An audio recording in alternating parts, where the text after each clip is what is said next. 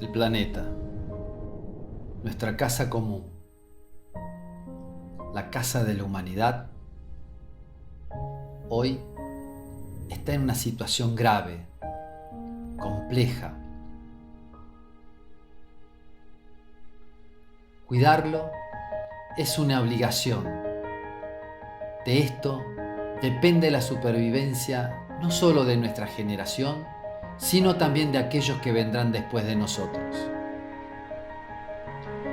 La batalla contra el cambio climático es el mayor desafío que tenemos por delante. Y el deporte debe ser protagonista trascendental y vital para cumplir con este objetivo. Desde la Confederación Argentina de Deportes constituimos alianzas estratégicas junto a Fundación Expoterra, Clic Solar y GEA Sustentable, creando el Programa Federal de Deporte Sostenible PROFEDES. Una iniciativa ambiciosa en nuestro país que nos lleve a concientizar sobre la necesidad de cuidar el medio ambiente.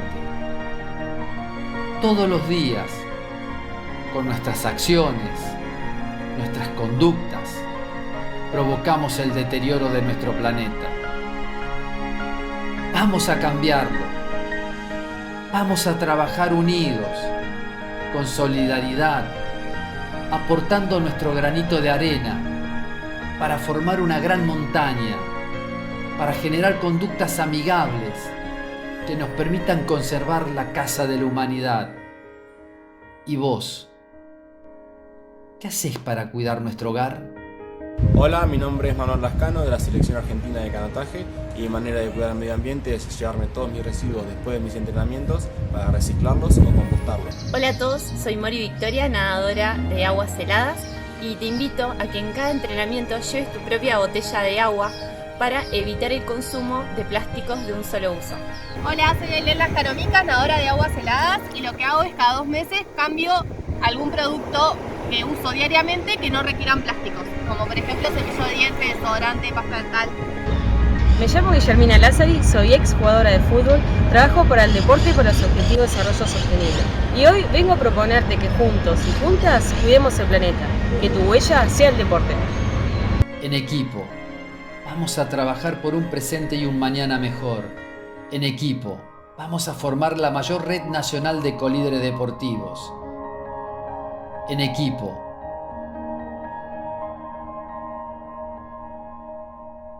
cuidemos nuestra casa.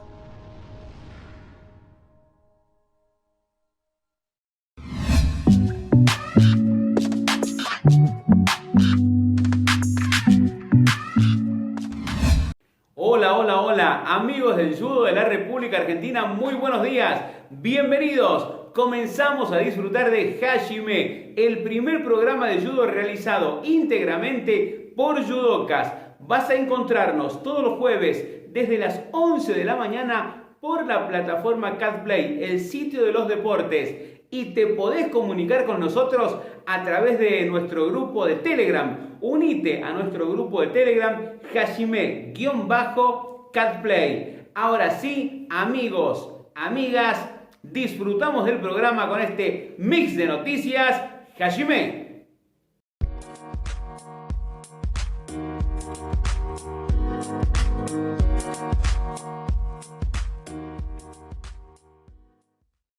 El judo de Francia tiene como objetivo establecer 1000 nuevos dojos para París 2024. France Judo se ha fijado el objetivo de establecer 1000 nuevos dojos a tiempo para los Juegos Olímpicos y Paraolímpicos de París 2024. El noble objetivo se ha establecido teniendo en cuenta los beneficios sociales y educativos que ofrece el deporte, y France Judo está colaborando con el Estado, los patrocinadores y la Agencia Nacional de Deportes para intentar lograrlo. Exitoso campeonato nacional de judo en la ciudad de Villa Carlos Paz.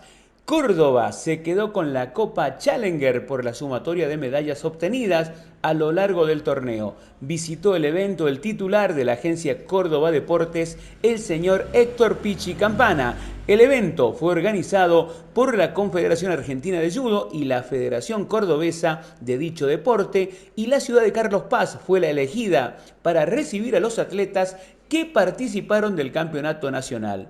La competencia, que reunió más de 400 judocas de toda la Argentina, fue clasificatoria para el torneo panamericano de Colombia a realizarse el año próximo. El viernes 19 se realizó el pesaje oficial y la acreditación de los participantes, comenzando la competencia el sábado 20 y domingo 21 hasta horas del mediodía. El evento, debido a los protocolos aprobados, se realizó sin presencia de público y solo pudieron ingresar los participantes acreditados. El señor Carlos Segarra, presidente de la Confederación Panamericana de Judo, distinguió a grandes dirigentes y colaboradores del judo panamericano. En esta ocasión fueron entregados los grados Dan de la CPJ por el trabajo en el desarrollo del judo. El señor Oscar Casinerio, vicepresidente de la CPJ y presidente de la Confederación Sudamericana de Judo, y el maestro Ovidio Garnero, director de arbitraje de la CPJ, recibieron el 9º grado Dan, mientras que Kimberly Rivera, comisionada deportiva de la CPJ, recibió su ascenso a 2º grado Dan por parte de la CPJ. Felicidades y muchas gracias por el gran trabajo en el desarrollo del judo de Panamérica. En un día histórico para el judo panamericano, la Confederación Panamericana de Judo otorgó la distinción de honor a la campeona olímpica de Río 2016, Paula Pareto de Argentina, una grande del judo panamericano. Además, el presidente de la Confederación Sudamericana de Judo y presidente de la Confederación Argentina de Judo, el señor Oscar Casinerio, le otorgó el 7º grado Dan. También estuvo presente el señor Gilberto García, presidente de la Confederación de Judo del Caribe.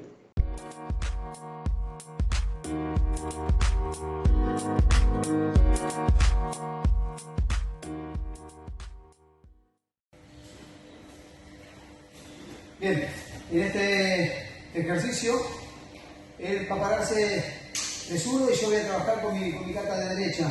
Entonces, primero va a venir a tomarme la solapa. Cuando llega la solapa, inmediatamente voy a bloquear este brazo de él. No voy a intentar llegar a mi solapa, porque él, si llega antes que yo y activa, yo no puedo llegar a mi agarre y él pasaría a ser tori constantemente hasta que yo domine algo de esa solapa que necesito.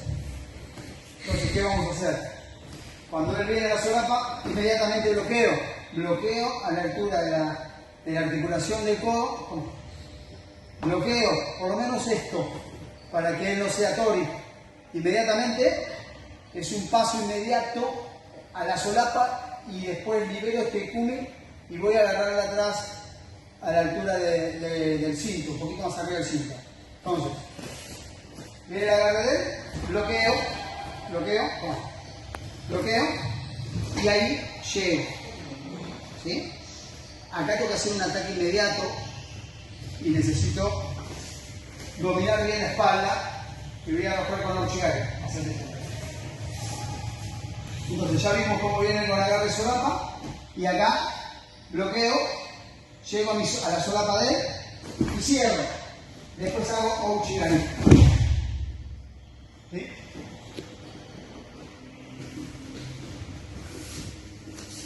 Y giramos otra vez. Viene, ya tomo y bloqueo la acción de cierro, avanzo y la pierna desde allá viene a uchigari. ¿Sí?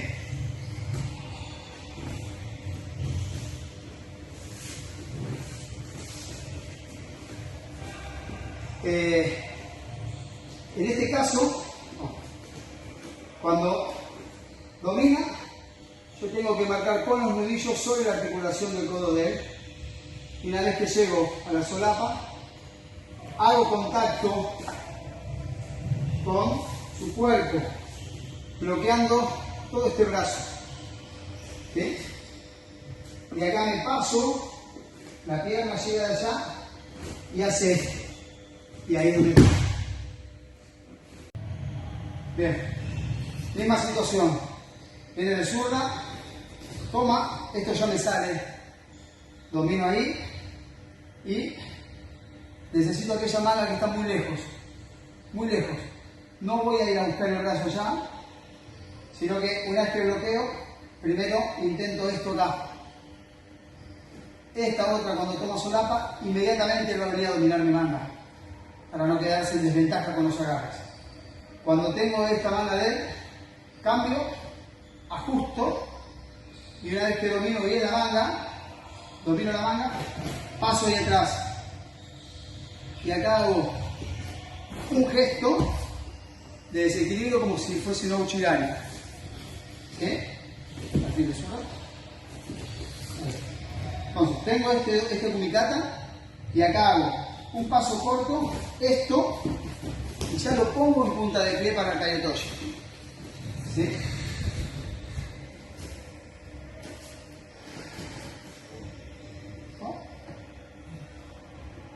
Domino bien la punta de la manga, le agarro la espalda y ahora hago esto. 1,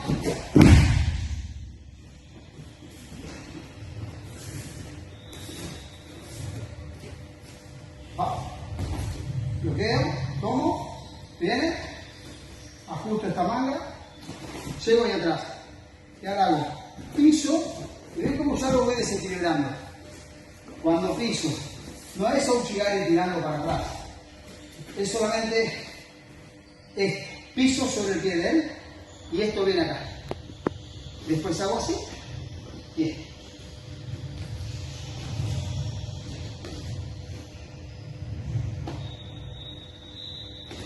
¿Ya? Y hago. A la vuelta, no importa, eso seguimos.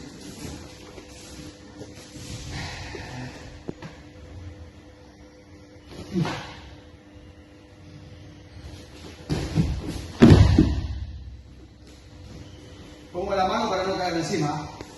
En esta va encima, por favor.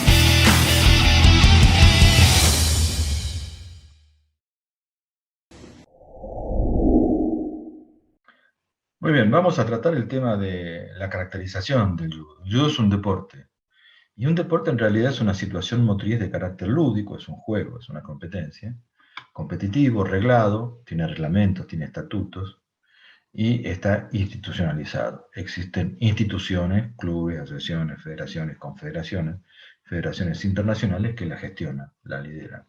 Hay muchos deportes muy parecidos al judo. Hay algunos que realmente uno los ve y dice, parecería que estuvieran haciendo judo con otra ropa, ¿sí? Con otro tipo de indumentaria, o inclusive con formas de lucha muy parecidas a las del judo. Evidentemente las técnicas luxatorias tienen algunos elementos comunes que los hacen, como por ejemplo el sambo, muy relacionados con el judo. El deporte en general tiene tres elementos: la técnica, la táctica y la estrategia. ¿Sí? Cuando vemos imágenes de este tipo, vemos imágenes, por ejemplo, en las cuales sobresale la técnica, que es la postura que se puede tener, los movimientos que se hacen con precisión en algunos deportes que se llaman de apreciación, y también en otros deportes como en levantamientos de pesas o atletismo, que se efectúa una técnica para saltar, para lanzar o para levantar. En el judo muchas veces vemos la técnica por la disposición de los segmentos corporales, la dirección de los movimientos, el impulso, el momento, la altura, la fuerza, el centro de gravedad, las trayectorias, nos muestran la técnica. En realidad la técnica es la ejecución de movimientos estructurales que obedecen a una serie de patrones de tiempo y espacio, que son modelos y que garantizan la eficiencia, ¿sí? En este caso podemos decir que la técnica la ejecuta el atleta, es un determinado patrón. Nosotros sabemos perfectamente cuando es un sotogari o cuando es una uchigari, porque la técnica es distinta, el movimiento es diferente. La evaluación muchas veces en algunos deportes se realizan por deducción de errores con respecto a la ejecución perfecta, ¿eh?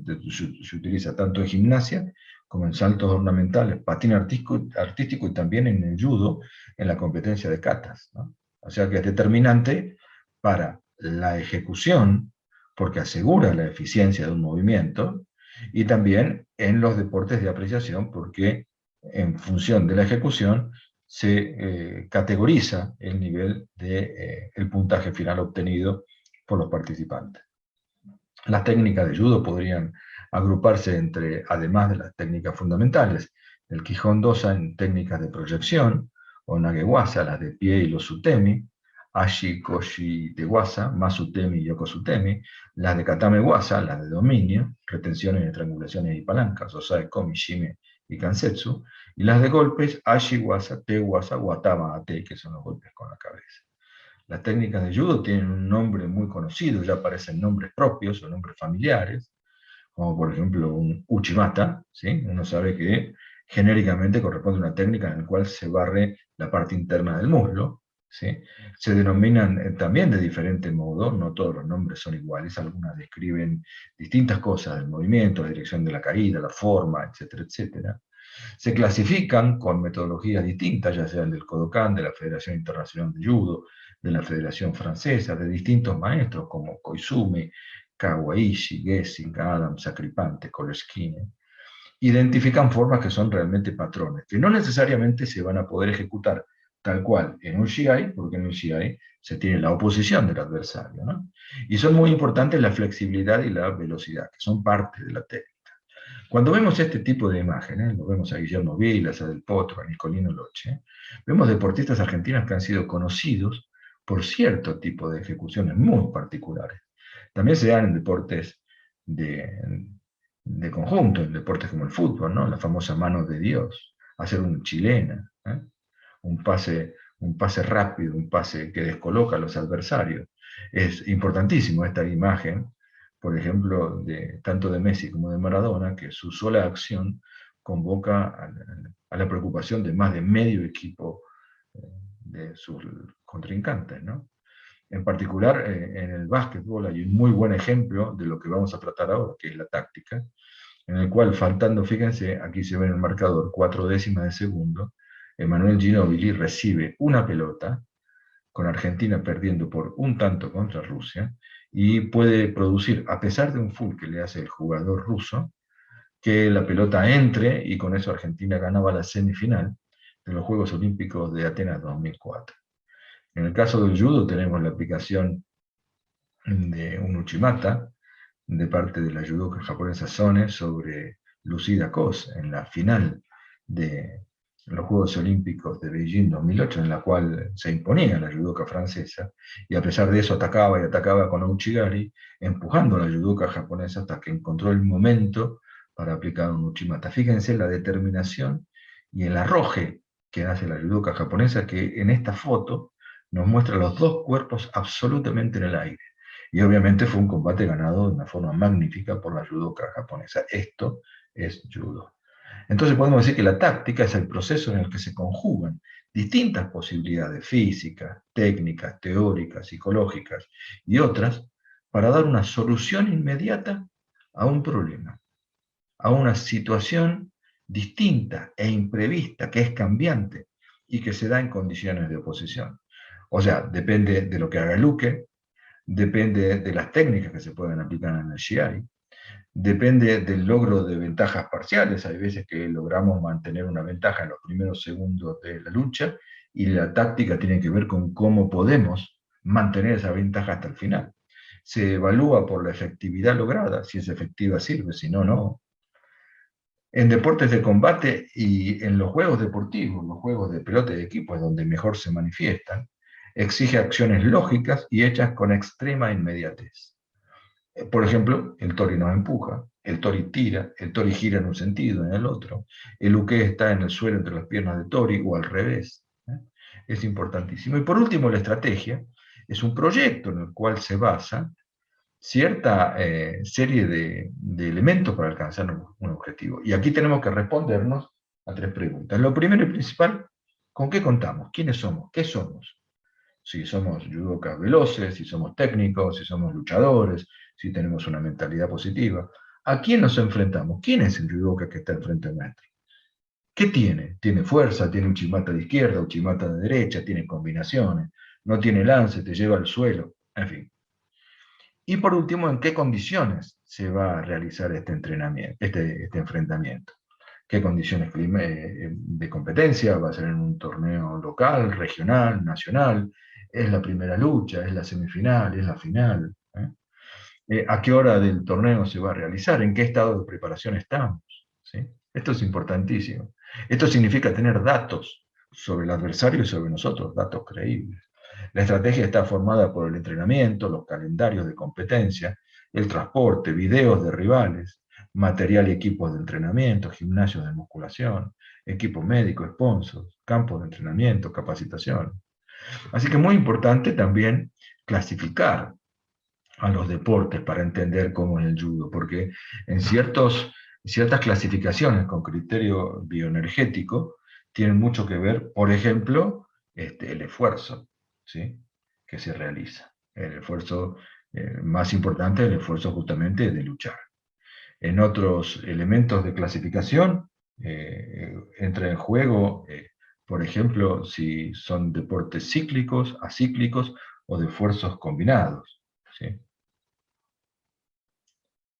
Así que la preparación del judoka para el shiai muchas veces tiene que hacerse en función de una secuencia de momentos distintos entre el hajime y el mate, en los cuales, como nos muestra la estadística, hay distintas secuencias de combate y debe subdividirse la preparación del combate de judo. Si estamos de pie, si estamos en el suelo, si se puede seguir el combate o detenerlo. Por eso es muy importante la capacitación, el estudio, el trabajo en equipo y la información y registro de todos los elementos que cuentan con la preparación del judoka. Espero que les haya interesado el tema y les agradezco muchísimo su participación.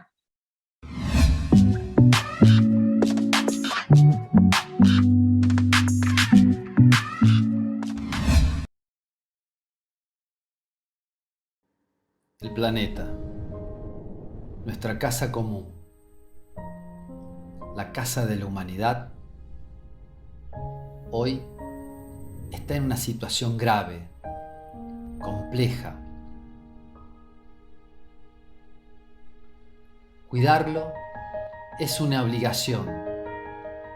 De esto depende la supervivencia no solo de nuestra generación, sino también de aquellos que vendrán después de nosotros. La batalla contra el cambio climático es el mayor desafío que tenemos por delante. Y el deporte debe ser protagonista trascendental y vital para cumplir con este objetivo.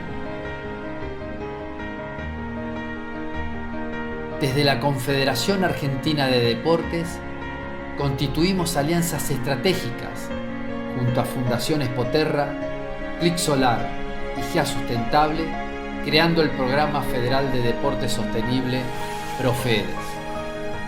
Una iniciativa ambiciosa en nuestro país que nos lleve a concientizar sobre la necesidad de cuidar el medio ambiente. Todos los días, con nuestras acciones, nuestras conductas, provocamos el deterioro de nuestro planeta. Vamos a cambiarlo. Vamos a trabajar unidos, con solidaridad, aportando nuestro granito de arena para formar una gran montaña, para generar conductas amigables que nos permitan conservar la casa de la humanidad. ¿Y vos? ¿Qué hacés para cuidar nuestro hogar? Hola, mi nombre es Manuel Lascano de la Selección Argentina de Canotaje y mi manera de cuidar el medio ambiente es llevarme todos mis residuos después de mis entrenamientos para reciclarlos o compostarlos. Hola a todos, soy Mori Victoria, nadadora de aguas heladas, y te invito a que en cada entrenamiento lleves tu propia botella de agua para evitar el consumo de plásticos de un solo uso. Hola, soy Ailén Lascaromicas, nadadora de aguas heladas, y lo que hago es cada 2 meses cambio algún producto que uso diariamente que no requieran plásticos, como por ejemplo cepillo de dientes, desodorante, pasta dental. Me llamo Guillermina Lázari, soy ex jugadora de fútbol, trabajo para el deporte y para los objetivos de desarrollo sostenible. Y hoy vengo a proponerte que juntos y juntas cuidemos el planeta, que tu huella sea el deporte. En equipo, vamos a trabajar por un presente y un mañana mejor. En equipo, vamos a formar la mayor red nacional de colíderes deportivos. En equipo,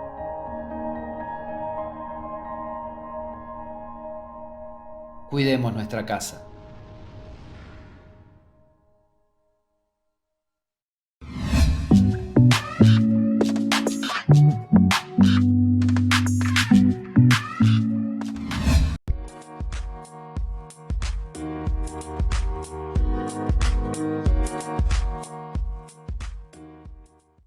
Hola, soy Roxana Nakaro. Comencé a practicar judo a los 5 años. Es también un deporte que, si bien viene heredado por papá y por todos los integrantes de la familia, es como que desde muy chica seguí sus pasos. Él en principio de los 80 fue como el promotor de esta actividad deportiva en el barrio, en Avellaneda, a tal punto que fue reconocido por la Municipalidad de Avellaneda en ese momento por haber llevado el deporte a todas las sociedades de fomento que integraban el barrio, y en forma más competitiva le ofrecieron llegar a Independiente. El Club Atlético Independiente fue la institución en la cual estuve desde que papá llegó hasta que me retiré de la competencia, donde él también ahí fue mi profesor y entrenador, y a través de Independiente y de la Federación de Judo de Buenos Aires, para cuando participaba de los torneos nacionales, quedé al mando de grandes maestros, de los cuales hoy tengo un enorme recuerdo, y con algunos, como Roberto Chinén, mantengo aún el contacto de seguir estando comunicados. Así que en mis comienzos, profesores como Roberto Chinén, en la selección juvenil, que participé como integrante de la categoría de 48 kilos en el Campeonato Panamericano de Medellín y en el Campeonato Mundial Juvenil que se realizó en la República Argentina, en el Estadio Obras, donde ahí estuve con maestros como Jorge Repeto, a quien admiro muchísimo, Luis Benítez, Carlos de Negri, Aníbal Janeiro, no me quiero olvidar de nadie, Pablo Díaz Soto, y también me siento enormemente agradecida de haber pertenecido a una etapa del judo donde se daban clases magistrales, maestros como Yamamoto, Hideki Soma, el maestro Forti, el maestro Pérez, Juan Carlos Huequín. Todos ellos formaron parte de una etapa que por suerte pude compartir en el judo sus clases, y en algunos casos papá, para mi perfeccionamiento, me hacía tomar clases con el maestro Yamamoto y el maestro Soma, y no me quiero olvidar, por supuesto, que he tenido a Oscar Estrático, también como profesor de la Federación de Buenos Aires, y también por todos los estráticos, mi mayor admiración hacia con ellos. Así que me siento una privilegiada del judo formativo de esa época y de haber compartido con ellos todo lo que fue a nivel competitivo y a nivel de experiencia deportiva en cada una de las competencias que que pudimos asistir juntos. Como deporte me deja una experiencia enorme, no solo por la parte de la competencia, sino que además es un deporte que a mí particularmente como mujer, que hoy soy, pero que en su momento fui niña, adolescente, señorita, me hizo y me contuvo mucho en mi autoestima y sobre todo en la seguridad que me dio como mujer. Eso que podía vivenciar con los valores del judo, por suerte era una forma de poder trasladarlo a distintos aspectos de mi vida y que bueno, que en una etapa adulta uno cuando logra integrar eso a su vida diaria, la verdad que es formidable poder tener esa experiencia y es algo que me voy a agradecer siempre y voy a agradecer a mis padres por haberme fomentado este deporte y a todos los que formaron parte de mi experiencia, ¿no? El judo, más que un deporte de competencia y de alta competencia, como hoy podemos ver, en donde mujeres como Paula Pareto, Carolina Mariani y Daniela Krukauer han logrado importantes puestos que destacaron al judo a nivel olímpico y mundial. Es una educación que integra todos los aspectos en forma multidisciplinaria del ser humano, ¿no? Es una actividad en la que tenemos un gran desarrollo por nuestra capacidad psicomotriz del cuerpo, una gran conciencia, en donde el cuerpo aprende en lo que es el camino del judo, que es el camino de la suavidad, y esto de ceder para vencer, todo lo que tiene que ver con el tema de espacio. Por eso cuando la UNESCO lo declaró como deporte formativo inicial, uno de los más completos para niños de 5 a 18 años, me pareció formidable poder distinguir que es un deporte inicial en donde inicialmente arrancamos con esos valores para después llegar a la alta competencia, y que puede ser la base para cualquier deporte. Yo como judoka practiqué natación, practiqué atletismo, practiqué vóley, y muchas veces el judo pasaba a ser el deporte de base para sostener lo que yo hacía en forma colectiva. Lo vemos al judo como un deporte individual, pero la verdad que genera valores para aplicar hacia los demás también. Empiezan en uno y se aplica al resto. Entonces eso te permite con esos valores poder encajar en cualquier tipo de relación de una forma en la que hoy creo que está en peligro de extinción. Que cuesta un montón cuando sos judoka relacionarte de tu forma con el resto. Por eso muchas de las conversaciones que tenemos con los judokas que seguimos conectados es qué lindas personas conocimos en la época en la que practicábamos judo y cómo esas relaciones se afianzan y se hacen a lo largo de tu vida de una u otra forma perduran. Así que para mí es una experiencia muy linda haber sido parte de este deporte y en un momento fue muy importante para mi vida,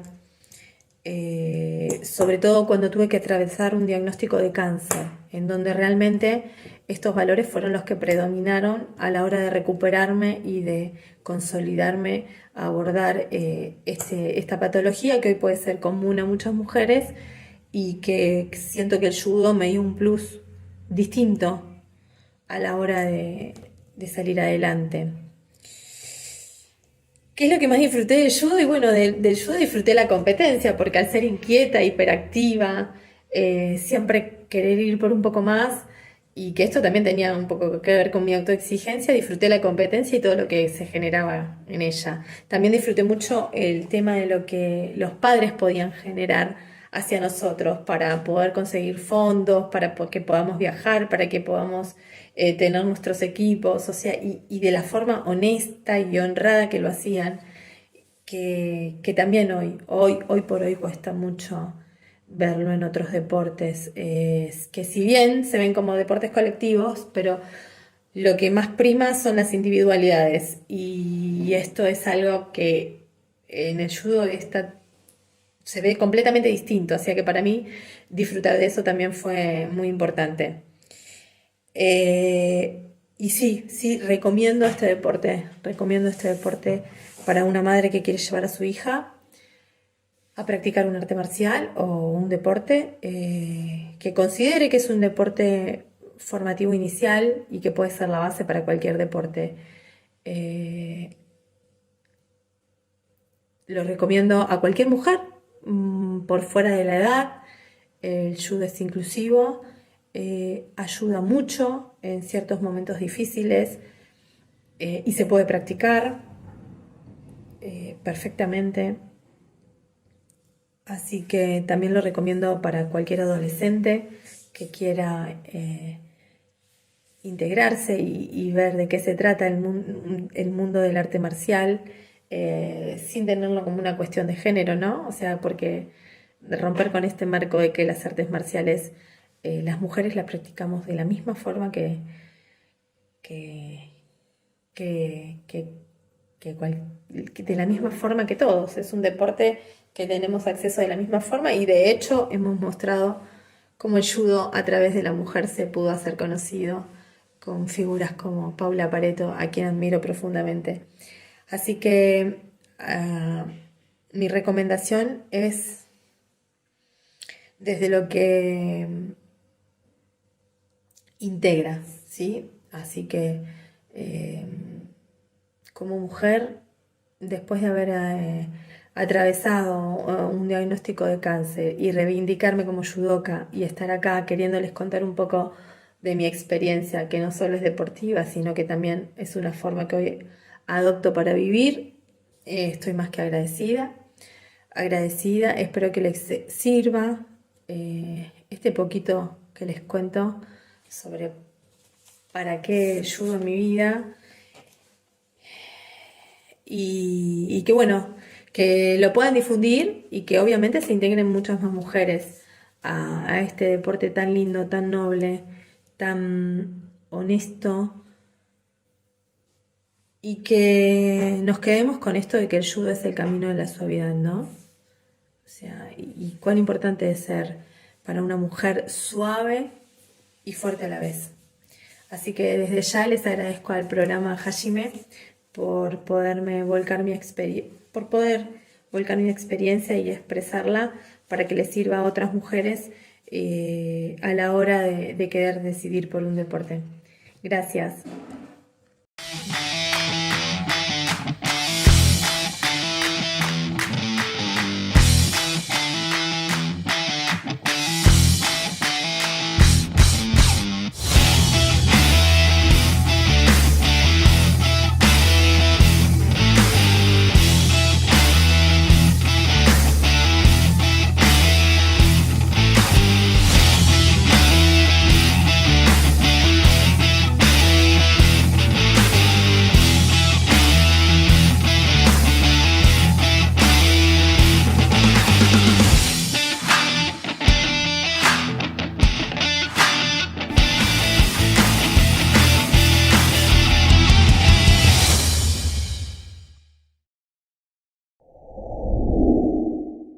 Hoy vamos a tocar un tema muy importante, que es el entrenamiento del judo. En general vamos a hacer algunas apreciaciones sobre la preparación general del judoka y cómo entender algunas fases del entrenamiento que son aplicables a este deporte, que desde ya, para comenzar, debemos decir que es un deporte muy complicado para entrenar, porque no es un deporte en el que se destaque, por ejemplo, la fuerza o la potencia, la resistencia a la velocidad, sino, o la resistencia básica, resistencia aeróbica, sino en realidad de todas estas capacidades físicas que se llaman condicionales o coordinativas, se hace uso durante la práctica del judo. Y por lo tanto, entonces la participación de un judoka es no solamente el desempeño técnico-táctico, sino también la parte física que, como decimos, es muy complicada y muy compleja. En realidad el entrenamiento en el deporte es una cosa muy antigua, ya conocida por los antiguos griegos. Quizá uno de los famosos campeones olímpicos de la antigüedad, como Milón de Crotona, pueda darnos alguna idea de qué estamos hablando. Y una de las cosas más interesantes para recordar, según dice la historia, es que Milón de Crotona tenía la costumbre de levantar sobre sus hombros un ternero cada día. Evidentemente, cuando este ternero se hizo toro, Milón de Crotona pudo tener una fuerza descomunal. Y así fue que fue galardonado con el título de campeón olímpico en 5 oportunidades. Y en aquella época, en muchos años antes de Jesucristo, debe haber sido tan dificultoso y tan complejo como es hacerlo hoy en día, porque también se sabía mucho menos, aunque había mucho menos competidores también, pero en su época se ha mantenido prácticamente más de 20 años en lo que era el alto rendimiento de su momento. De alguna forma, Milón de Crotona nos muestra que se conocía tradicionalmente el principio de sobrecarga y también los efectos de la sobrecarga progresiva, como así también, de alguna manera quizá hasta rudimentaria, la planificación del entrenamiento, principios que hoy son bastante básicos y conocidos por la mayoría de los entrenadores y también de los deportistas. Como dice Platonov, el entrenamiento comprende un conjunto de tareas que aseguran la buena salud, una educación, un desarrollo físico armonioso, un dominio técnico y táctico y alto nivel de desarrollo de cualidades específicas. Esto es lo que hace la diferencia de una persona común a una persona entrenada. Y lo más importante de esta definición, y por eso lo ponemos aquí para tomarla como referencia, es no solo por el nivel científico de Vladimir Platonov, que es un referente indiscutible dentro de las ciencias del entrenamiento, sino también porque él apela a un estado básico de buena salud general. Y además agrega una educación. En realidad es muy importante esta educación sobre el entrenamiento o educación deportiva, dado que es muy importante que los deportistas de cierto nivel conozcan los elementos rudimentarios para este tipo de actividad. Por eso no se concibe que haya un atleta que quiera prepararse que no sepa correr para trotar, para hacer un fartlek, hacer un entrenamiento intervalado, un entrenamiento, por ejemplo, de alta resistencia, que no sepa hacer flexiones de brazo, que no sepa hacer una sentadilla, bueno, o tenga la fuerza necesaria y el conocimiento técnico para hacer una tracción en barra fija. Es decir, hay una parte de una educación básica que hace que un sujeto sea entrenable y obviamente pueda participar en un programa de entrenamientos y competencias. Así vemos cómo se pueden desarrollar las distintas capacidades físicas, y en todas estas capacidades, como la resistencia aeróbica, la fuerza, la velocidad y el nivel físico general, van aumentando en función de un crecimiento que no es frecuente. Fíjense que siempre que hay estímulos, hay disminuciones del proceso y después una recuperación. Si tomamos, por ejemplo, la curva de la resistencia aeróbica, pero también puede ser la de la fuerza, o en general vamos a tomar la verde, la de color verde, vemos como cuando hay un estímulo, el cuerpo del deportista se desgasta, se cansa, se fatiga, pero después empieza a recuperarse. Se recupera inclusive no hasta el nivel que tenía inicialmente, sino inclusive un poco más allá, más arriba. Este denominado principio de supercompensación o de sobrecompensación hace que un deportista o un ser humano sea entrenable, porque siempre después de entrenar queda mejor de lo que estaba antes, y por lo tanto este principio tan básico de entrenamiento nos indica el tipo de criterio que tenemos que tomar con respecto a lo que serían las cargas, ¿no? Es decir, cómo ir aumentando las cargas, que pueden ser la distancia que se corre, la velocidad a la que se corre, o el peso que se le agrega a una barra de pesas para la sobrecarga. Obviamente estamos hablando entonces también, en términos de judo, de la cantidad de randori que se hacen en un entrenamiento, de la cantidad de uchikomis de potencia que se hacen en una preparación, y obviamente también de las capacidades que se desarrollan al momento de competir cuando el judoka está en shiai. Vemos que en general hay algo así como 3 tipos diferentes de personas que responden al estímulo físico de formas distintas. Vemos la primera de ellas, que es llamado el ectomorfo, que es una persona generalmente que decimos es delgado y fibroso, que tiene mucha fuerza, mucha potencia física, pero su musculatura no tiende a adquirir un gran volumen. En el otro extremo tenemos el caso del endomorfo, que son las personas que desarrollan un gran volumen muscular, sus cuerpos son por demás fornidos, ¿sí? Caso típico de esta característica que se aprovecha en el caso del fisicoculturismo, y en este caso las personas tienden a ser personas pesadas, ¿sí? de gran potencia y fortaleza física. Mientras que los ectomorfos, al revés, suelen ser generalmente más resistentes e incluso más veloces que los endomorfos. Y tenemos obviamente un término medio, el mesomorfo. Esto es una configuración intermedia del cuerpo del ser humano que le da cierto nivel y cierta aptitud para distintos deportes. Así que lo primero que tenemos que ver es qué tipo de práctica de judo estamos haciendo, si judo recreativo, judo educativo, judo competición, al momento de hacer la preparación de nuestros equipos, y básicamente proponer una preparación general, que no sea la preparación de un maratonista, porque estamos preparando un judoka, que no sea la preparación de un levantador de pesas, porque estamos preparando un judoka. Tiene que ser una persona que tenga un gran entrenamiento general para que le permite desempeñarse con todo lo que el judo exige en un shiai.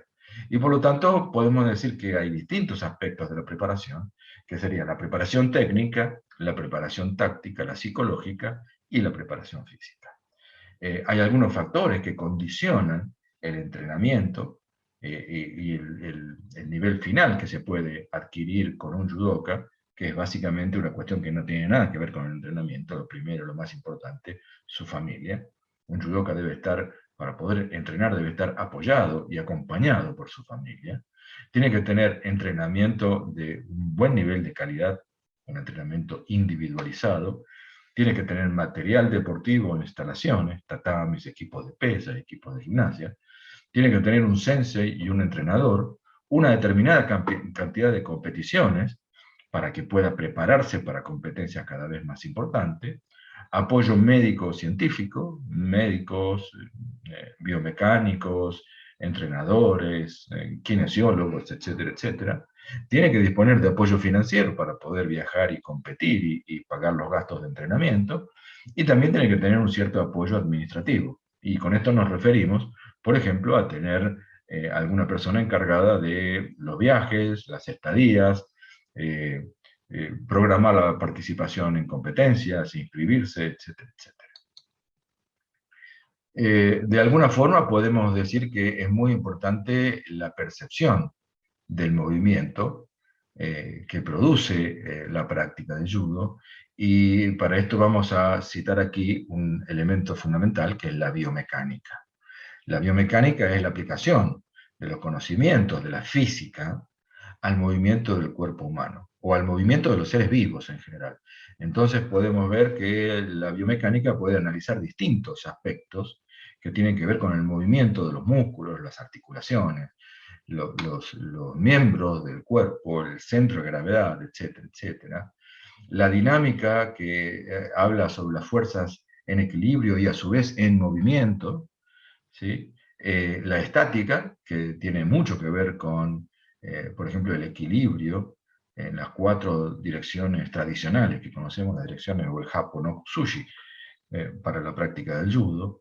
Y, por ejemplo, las dinámicas tanto de fluidos, líquidos, que pueden ser los líquidos corporales, como también de la respiración, la termodinámica, que es la que de alguna forma vincula las fuentes de producción de energía, y también las medidas del cuerpo humano, que son determinantes al momento de, por ejemplo, practicar con cierta eficiencia cierto tipo de lances. Por ejemplo, los judokas más propensos a cierto tipo de lances, como pueden ser los lances bajos, tienen una relación de estatura centro de gravedad distinta a los que tienen, por ejemplo, piernas largas y se dedican a lances como Sotogari y Uchimata. Es muy importante entonces conocer las palancas corporales, que en el caso del ser humano se producen en función de la tracción de los músculos y los apoyos en distintas articulaciones. Tenemos famosas palancas de los 3 géneros, en el cual tenemos el primer género, caso del tipo de la articulación del cuello con la cabeza, en el cual en un extremo se ubica la fuerza o la potencia de la palanca, el apoyo en el medio y la resistencia en el otro extremo.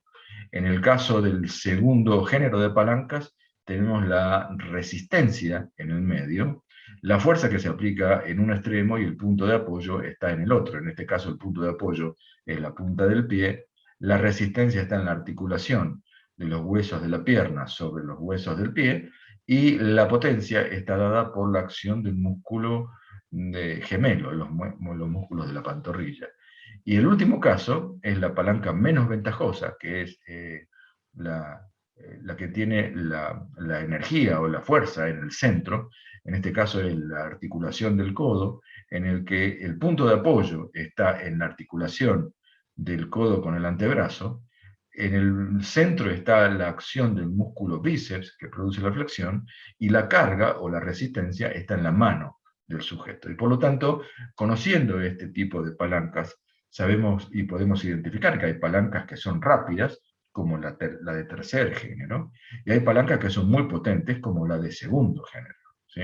Y que hay algunas que nos sirven para entrar lances de más potencia y otros movimientos de más velocidad. De hecho, y esto no es ningún descubrimiento, en general, los brazos son más rápidos que las piernas, porque las piernas, justamente, por ejemplo, a raíz de la articulación del tobillo, son palancas diseñadas para hacer más fuerza que velocidad. Bien, y aquí podemos pensar un poco en haciendo una relación con el famoso refrán o lema de los Juegos Olímpicos, Citius, Altius, Fortius, que significa más rápido, más alto y más fuerte. En realidad, cuando hablamos de más, estamos hablando de una mayor cantidad o mayor intensidad en una comparación. Esto se usa para referirnos a un superlativo, para indicar preferencia, y también para indicar un incremento positivo, es decir, que el estado inicial es menor que el estado final. Pero si nos ponemos a hablar en realidad y decimos Citius, y hablamos de velocidad, más rápido, esto es un aumento del espacio sobre tiempo. Cuando hablamos de Altius, hablamos de la altura, que puede ser la altura, por ejemplo, de un salto, o también del centro de gravedad, es el producto de la velocidad por el tiempo, más un medio de la aceleración por el tiempo al cuadrado. Esto es una fórmula de física básica de la secundaria. Y cuando hablamos de fuerza, hablamos de la proyección de la masa de un cuerpo por la aceleración que produce. O sea que este refrán nos retrotrae también a pensar la gran importancia que tiene la ciencia física en el movimiento del cuerpo, y en particular en el judo, dado que además debemos agregarle los elementos propios de la proyección, o sea, el hecho de lanzar al cuerpo de un adversario sobre el tatami, o de dominarlo con cierto tipo de movimientos, como puede ser un katame waza, retención, estrangulación o palanca, etcétera, etcétera. Por lo tanto, estos elementos son importantísimos para la formación y la previsión del trabajo y del desarrollo. Así que también tenemos otras interpretaciones. Por ejemplo, el espacio y tiempo se ve influido por la distancia, por el Mayai. La altura tiene mucho que ver con la altura del tándem, del centro de gravedad. Y por supuesto, considerar el principio de masa, del aumento de la fuerza, tiene mucho que ver con la eficiencia mecánica de los movimientos de judo. En realidad, vamos a referirnos ahora también a dos elementos que son importantísimos y que fueron explicados por Jigoro Kano en función de la mecánica, y que están muy bien expresados en los libros de Kazuzo Kudo, el judo dinámico. Dice que en cierta ocasión, Kiresaku Nagaoka, décimo dan, le pidió a Jigoro Kano que le explicara el significado de los términos Hasumi e Ikioi. Son los términos, obviamente, en japonés. El creador del judo replicó que la formación de un impulso, Ikioi, requiere fuerza, pero que la creación de un momento de fuerzas, Hasumi, requiere habilidad. Cualquiera que desee aprender judo deberá distinguir claramente la diferencia entre estos dos conceptos. Así que tenemos que el impulso, en física, es el producto de la fuerza por el tiempo, o bien el producto de la masa por la velocidad. Fíjense, estos ejemplos de lanzadores de bala nos dan un claro ejemplo de lo que es el impulso. para impulsar una bala, para poder proyectarla, para poder lanzarla, no se puede hacer sin velocidad. Y por lo tanto hay que darle velocidad a la masa que se pretende movilizar. O aplicar una determinada fuerza durante un determinado periodo de tiempo. Estas son magnitudes vectoriales y que son directamente proporcionales, porque al aumentar la fuerza aumentamos el impulso, y al aumentar el tiempo también aumentamos el impulso. Hay otros ejemplos dentro del deporte, pero esto tiene mucho que ver con la realización y el dominio del cuerpo, porque el impulso directamente genera energía mecánica. Así que es importantísimo, por ejemplo, el tiempo y la fuerza con la que se ejecuta un kusushi, un desequilibrio, o la fuerza y el tiempo durante el cual se hace el contacto durante el kake de un lance para proyectar a un adversario. Aquí vemos que hay ejemplos muy particulares que nos permiten establecer el impulso, básicamente cuando se aplican las técnicas, incluso también en un kata, ¿no? Estas imágenes nos dan cuenta de la energía que es necesaria para mantener un impulso, en el cual tiene esta forma, que no está concretado con una caída, por supuesto, pero que se aplica perfectamente a la técnica del judo. Cuando hacemos un kataguruma, el impulso, por ejemplo, lance del nage no kata, lance de brazo, tiene que ver con momentos relativamente largos, que tienen un desarrollo más lento que otros lances, debido al dominio que es necesario realizar sobre la manga para hacer el correcto kusushi, y además el movimiento de levantamiento del cuerpo del uke, después de haber fijado y dominado su pierna. En cambio, el momento de una fuerza tiene que ver con la habilidad. Fíjense en este caso, esta persona que está tomando una llave para desenroscar un caño, puede perfectamente tomarla a distintas distancias del centro de rotación. Por eso el momento de una fuerza es el producto de esa fuerza por la distancia al eje de rotación. Y esto hace una referencia directa a la distancia en la cual se aplica, por ejemplo, la cadera, ¿sí?, en un lance de Koshiwasa, con respecto al agarre, ¿sí? Es importantísimo conocer que esta distancia entre el agarre y el kumikata, tanto de la mano que toma la solapa como la que toma la manga, con la distancia que se ejecuta el apoyo de cadera, es el momento de la fuerza que va a recibir el uke y que lo va a hacer girar, lo va a hacer rotar sobre su centro de gravedad, y en definitiva va a producir su caída sobre el tatami. Esto es importantísimo porque lo que requiere habilidad aquí no son la fuerza de los brazos, sino el lugar exacto de la ubicación de la cadera.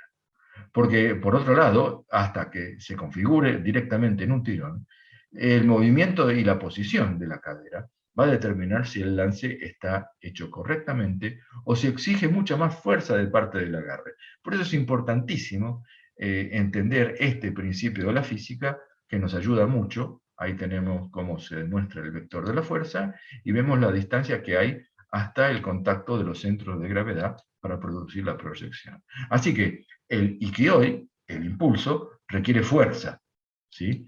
Mientras que una vez que se haya el correcto equilibrio para poder ejercer ese desequilibrio que es previo al tsukuri y antes del kake, nos demuestra también que los sectores del cuerpo tienen distintas posibilidades para poder estudiar el movimiento del brazo, los movimientos de la mano, el tipo de movimiento que realiza en una dirección, en otro, en sentido horario o antihorario, y que nos permite las rotaciones para distintos ejercicios de fuerza en el momento de ejercer, por ejemplo, el kusushi, ¿no? Es decir, ese movimiento de rotación que se hace para abrir, un movimiento verdaderamente de apertura, que se realiza con el ikite, con el movimiento que tira de la manga. Así que aquí justamente tenemos visualizado lo importante que es analizar la importancia de la mano que tira, la mano de la manga, o el surite, la mano que levanta, que es la mano que toma generalmente la solapa. Estos son conceptos obviamente muy básicos, pero que sirven para analizar. Y estos análisis se hacen mejor cuando se pueden realizar los vectores, ¿sí? Si bien aquí no tenemos ninguno con respecto al judo específicamente, sí tenemos uno que nos permite analizar, por ejemplo, los momentos de fuerza que realizan las piernas cuando se entrenan, y que por supuesto también se reproducen en el tatami al momento de realizar una barrida, ¿no? Aquí tenemos otros análisis de movimiento, por ejemplo, referidos a una partida de una carrera y también al salto con una garrocha, que les permite a los biomecánicos estudiar el movimiento del cuerpo humano. Y aquí tenemos algunas formas que no se han desarrollado, como por ejemplo la de estudiar el centro de gravedad. Esto es un método de Sacripanti, para estudiar el centro de gravedad de los judokas, haciéndolo girar y determinando que cuanto más cerca se encuentra un cuerpo del centro de rotación, mayor velocidad le dan un giro. Por eso el aumento de velocidad tan importante que se produce cuando se entra con potencia y con precisión un lance como el Ponce o Inage. Es decir, porque se juntan los centros de gravedad del tori y del uke en un espacio intermedio, y obviamente ahí toda la fuerza corresponde a la que continúa el movimiento del sukuri para la aplicación del kake. Aquí tenemos unas imágenes de cómo se estudian, por ejemplo, otros lances como el uchimata, ¿sí?, en los cuales se pueden ver las acciones de palanca y también cómo se actúa sobre el centro de gravedad y básicamente sobre el centro de masa del cuerpo del judoka, que es el uke en la caída. También se puede estudiar la palanca, ¿sí?, con el propio sistema del teorema de la palanca, es decir, que la fuerza por el brazo de la palanca, no del brazo del ser humano, es igual a la resistencia por el suyo, y vemos por la cual hay una gran ventaja mecánica en función del tori en contra del uke. Por eso es tan difícil mecánicamente evitar este tipo de técnica, ¿no?, una vez que está bien hecho y bien realizado. Esperamos que sea de su interés y les dejamos aquí un gran saludo. Y así, amigos, llegamos al final de otra emisión de Hajime. Por la atención dispensada, muchísimas gracias. Nos volveremos a encontrar el próximo jueves a las 11 de la mañana por la plataforma Catplay. Y si no, nos podés seguir por YouTube, Catplay Hajime, y ahí seguramente vas a poder revivir todo el programa. Te recuerdo, unite a nuestro grupo de Telegram, Hajime-Catplay. Estamos en contacto, amigos. Chau, chau. Soremade.